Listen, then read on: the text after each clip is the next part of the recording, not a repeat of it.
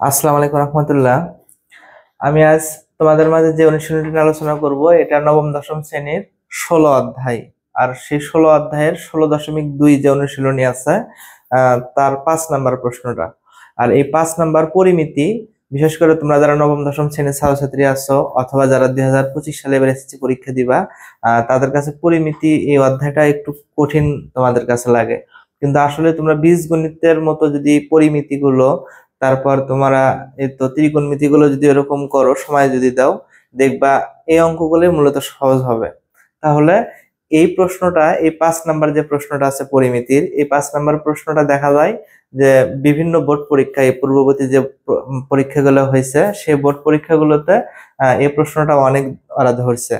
তাহলে এখানে মেইন কথা, আমাদের বোর্ড বইয়ের যে প্রশ্নটা আছে সেই প্রশ্নটা যদি আমরা ভালোভাবে বুঝতে পারি, করতে পারি, ওরা হয়তোবা বোর্ড পরীক্ষায় দেখবা তুমি এটা করে গেছো, হয়তোবা কিছু সংখ্যা কিছু কথা ওরা একটু পরিবর্তন করবে, কিন্তু আসলে তুমি যদি অঙ্কটা ভালোভাবে বুঝতে পারো, ওরা যেভাবে দেখ না কেন তুমি করতে পারবা।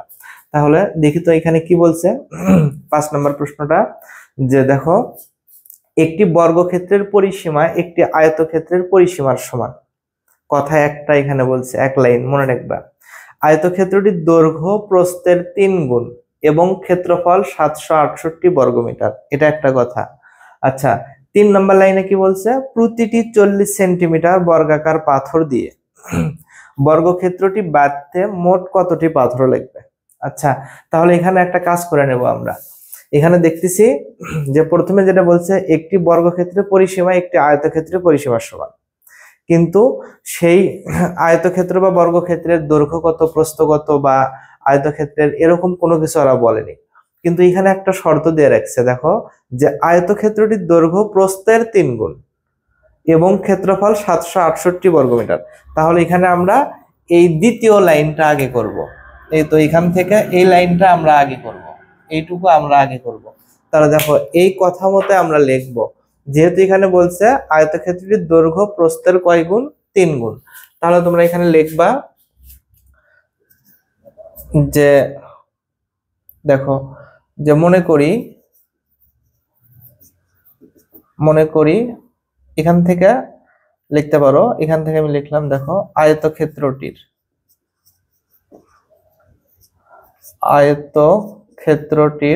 দৈর্ঘ্য বা আয়তক্ষেত্রের দৈর্ঘ্য,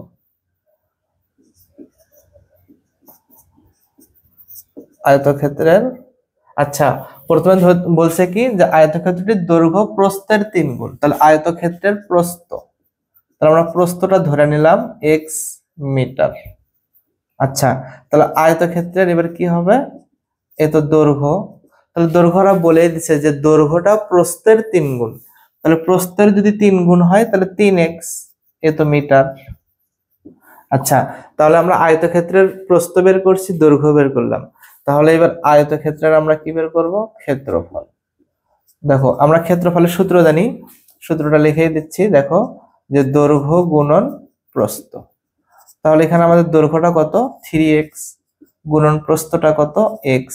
তাহলে দেখো 3x², এ তো বর্গ মিটার, কারণ এখানে মিটার মিটার গুণ করলে কি হবে, বর্গমিটার। একটা জিনিস লক্ষ্য করো তো, তাহলে দেখো এখানে আমাদের আয়তক্ষেত্রের ক্ষেত্রফল কিন্তু 3x² বর্গমিটার বের হয়েছে, কিন্তু প্রশ্ন তারা একটা কথা বলছে যে এবং ক্ষেত্রফল 768 বর্গমিটার। তাহলে দেখো, ক্ষেত্রফল তোমার এখানে একটা, এই তো একটা ক্ষেত্রফল, এখানেও একটা ক্ষেত্রফল। তাহলে যেহেতু আমরা একটা ক্ষেত্রফল বের করছি, আর একটা ক্ষেত্রফল দিয়ে রাখছে, তখনই হবে কি, যে প্রশ্ন মতে, এই তো প্রশ্ন মতে এই 3x² সমান কত, 768। তাহলে আমরা x² এর মানটা এই পাশে রাখবো, কারণ x টাও অজানা রাশি, এর মানই বের করতে হবে। তাহলে 768 ভাগ কত দিবা, 3। আচ্ছা, এখানে যারা কাটাকাটি করতে পারবা কাটাকাটি করবা, আর না হলে ক্যালকুলেটর ব্যবহার করবা। দেখো, আমরা কাটাকাটি করি, 3 দুগুণ কত হবে, 6। তাহলে 7 ছিল, ওই একটা এখানে আসবে, তাহলে এখানে কত হবে, 16। তাহলে 3 5 15, তাহলে এখানে 1 থাকে 18, 3 6 কত হবে, 18। আর যারা এইভাবে কাটাকাটি যারা বুঝবা না, তারা 768 ভাগ 3 দিবা, দেখবা 256 আসবে। তাহলে দেখো, x² সমান আমাদের কত আসলো, 256। কিন্তু আসলে আমাদের কিন্তু x² এর মান দরকার নয়, আমাদের মান দরকার x এর। তাহলে আমরা কি করব, এই তো এই এই 256 কে আমরা এখানে রুট করব। তাহলে রুট যদি করি এই পাশের স্কয়ার উঠে যাবে, এটা তো তোমরা জানো। তাহলে দেখো অতএব x সমান 256 যখন রুট করবা তখন উত্তরটা আসবে তোমার হলো 16। দেখো 16 যে আসলো, এই 16টা আসলে কি এখানে মূলত এই 16টা আমরা এক্সটা কি ধরছি প্রস্থ, তাহলে মূলত এখানে আমরা একটা জিনিস যেটা পাইলাম সেটা কি প্রস্থ। অতএব প্রস্থ x সমান 16 মিটার। আচ্ছা আমরা প্রস্থ পাইলাম 16 মিটার, তাহলে কিন্তু আমরা এখন দৈর্ঘ্য বের করতে পারবো। দেখো দৈর্ঘ্যটা আমার কত হবে 3x, এই তো দৈর্ঘ্যটা 3x, তাহলে 3 গুণন 16, 3 16 কত হবে 48 এত মিটার। আচ্ছা তাহলে আমরা আয়তক্ষেত্রের কি পাইছি, দৈর্ঘ্য পাইছি, আয়তক্ষেত্রের প্রস্থ পাইছি। তাহলে বলা যায় মোটামুটি আমাদের এই 2 নাম্বার লাইনের কাজ শেষ। আচ্ছা তাহলে 2 নাম্বার লাইনের কাজ যদি শেষ হয়ে থাকে তাহলে একটা জিনিস এখন লক্ষ্য করো, দেখো এখানে আমাদের যে কথাটা বলছে যে পরবর্তীতে এই তো একটি বর্গক্ষেত্রের পরিসীমা একটি আয়তক্ষেত্রের পরিসীমার সমান। যেহেতু আমরা আয়তক্ষেত্রের দৈর্ঘ্য প্রস্থ পাইছি, তাহলে আয়তক্ষেত্রের পরিসীমা এখন বের করা আমাদের সম্ভব। তাহলে এখানে আমাদের আয়তক্ষেত্রের পরিসীমাটা তাহলে লিখি যে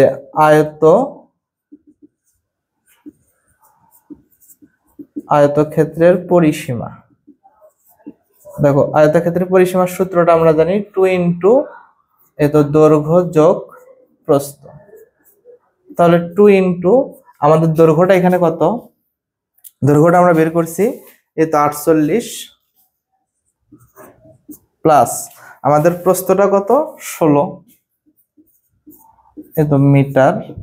তাহলে দেখো 2 গুণন 48 আর 16 যোগ করবা 64 হবে, তাহলে 64 মিটার। তাহলে 64 দুগুণ কত হবে 128 মিটার।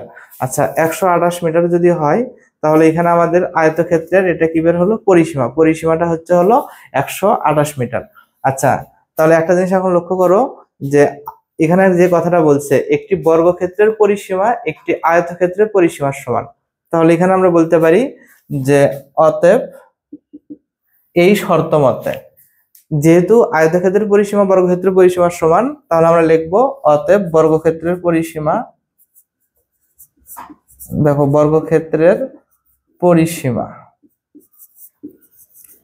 পরিসীমা কত হবে 128 মিটার।